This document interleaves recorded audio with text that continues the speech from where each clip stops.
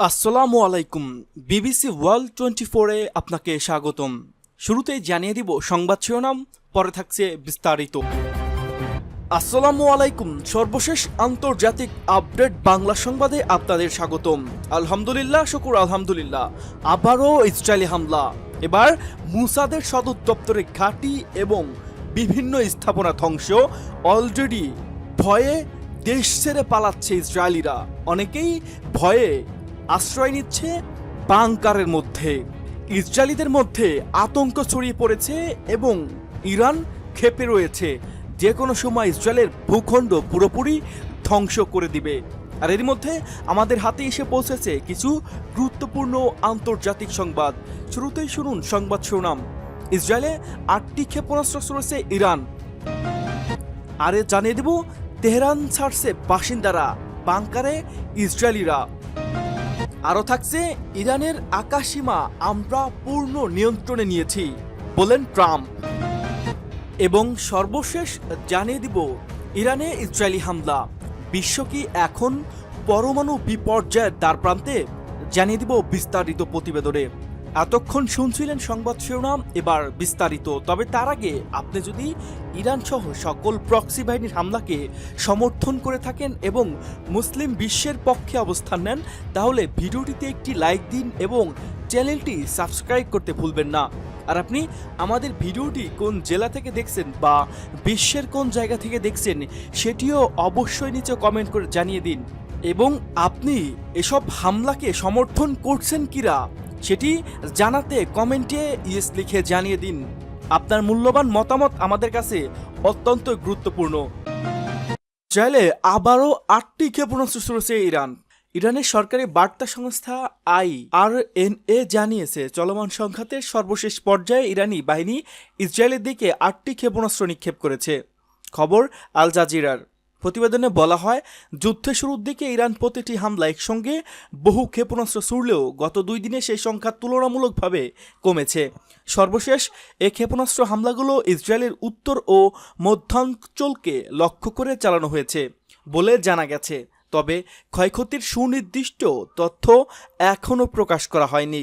এর আগে ইসরায়েলি বাহিনী জানিয়েছে, তারা ইরানের ইস্পাহানে একযোগে বেশ কয়েকটি হামলা চালিয়েছে।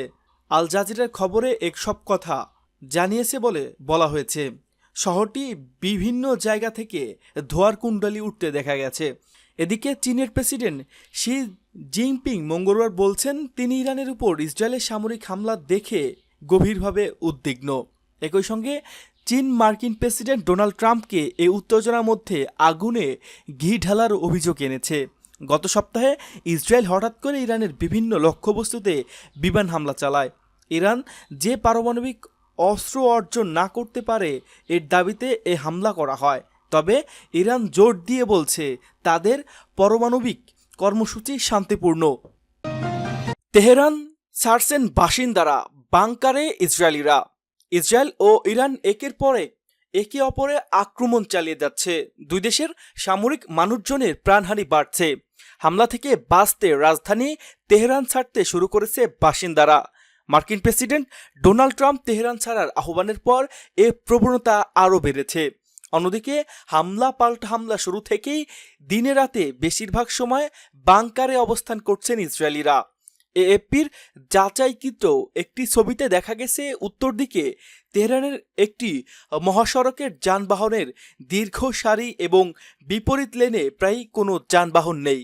বিবিসি জানিয়েছে, ট্রাম্পের বার্তায় মঙ্গলবার তেহরান ছাড়ার প্রবণতা বাড়ছে। সোমবার কেউ কেউ শহর ছেড়েছেন, যদিও অনেকে শহর থেকে গিয়েছেন। অনেকে আবার তেহরান ছাড়ার কোনো সুযোগ নেই। এক বাসিন্দা বিবিসিকে বলছেন, আমার অনেক প্রতিবেশী তেহরান ছেড়ে চলে গেছেন, কিন্তু আমি রয়ে গেছি। যাব কোথায়? আমার পুরো জীবন কেটেছে তেহরানে। তবে সংকটকালে তেহরান ছেড়ে চলে যাওয়া মানুষের জন্য গ্রাম্য অঞ্চলের জন্য মানুষ তাদের বাড়ি খুলে দিয়েছে। কেউ কেউ আবার যাদের গাড়ি নেই, নিজ গাড়িতে তাদের দূর দূরান্তে পৌঁছে দিচ্ছেন। যদিও সরকারিভাবে এখন পর্যন্ত রাজধানী তেহরান ছাড়ার কোনো নির্দেশনা দেওয়া হয়নি। বিশ্লেষকদের মতে এটি শত্রুর মানসিক যুদ্ধ বা মনস্তাত্ত্বিক চাপের প্রভাব। কিছু অনলাইন ব্যবহারকারী এই বার্তার পেছনে ভুয়া আতঙ্ক ছড়ানোর কথা বলছে।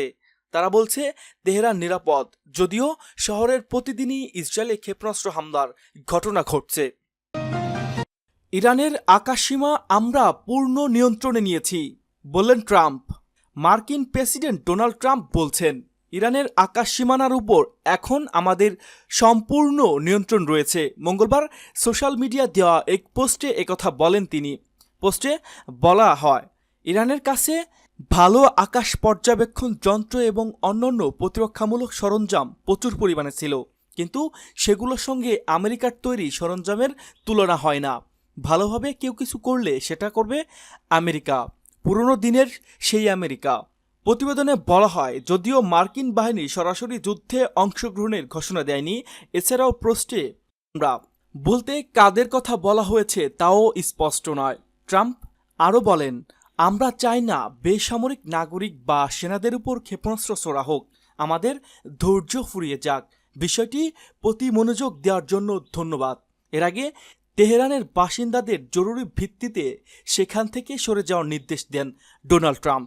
গতকাল সোমবার এক পোস্টে তিনি বলেন, যুক্তরাষ্ট্রের সাথে ইরানের পারমাণবিক চুক্তিতে পৌঁছানো উচিত ছিল, তবে ঠিক কী কারণে ট্রাম্পের এই হুঁশিয়ারি দেন তা স্পষ্ট নয়। ট্রাম্পের এই সতর্কবার্তা পরপরই তেহরানে ব্যাপক হামলা চালায় ইসরায়েল। ইরানে ইসরায়েলি হামলা, বিশ্ব কি এখন পরমাণু বিপর্যয়ের দ্বারপ্রান্তে? থাকছে বিস্তারিত প্রতিবেদনে।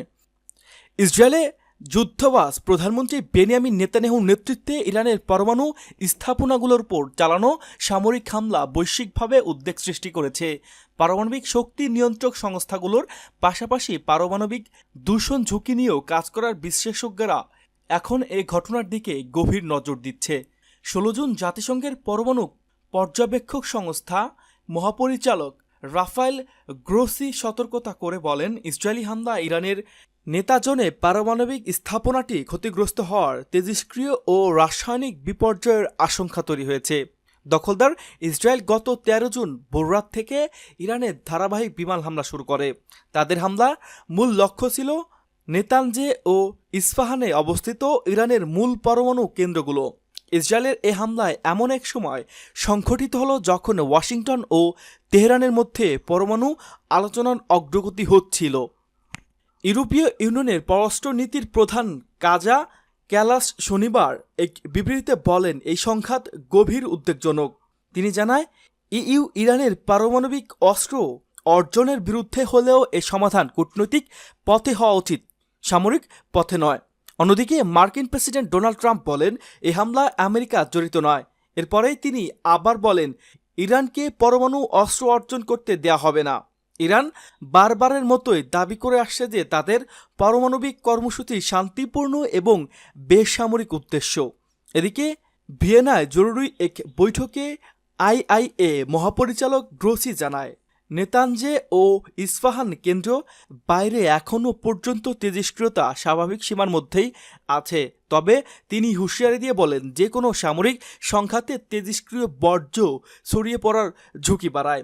গ্রোসি বলেন, নেতানজের ভূ উপরিস্থিতি স্থাপনাটি সম্পূর্ণভাবে ধ্বংস হয়েছে, যদিও মাটির নিচে সেন্ট্রিফিউজ ইউনিট অক্ষত আছে। তবে পাওয়ার লাইন বিচ্ছিন্ন হয়ে যাওয়ায় সেখানে অব্যাহত ইউরেনিয়াম হেক্সলো ফ্লোরাইড গ্যাস ভর্তি সেন্ট্রিফিউজগুলো ক্ষতিগ্রস্ত হতে পারে।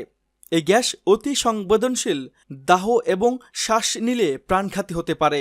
এখনও নিশ্চিত নয় যে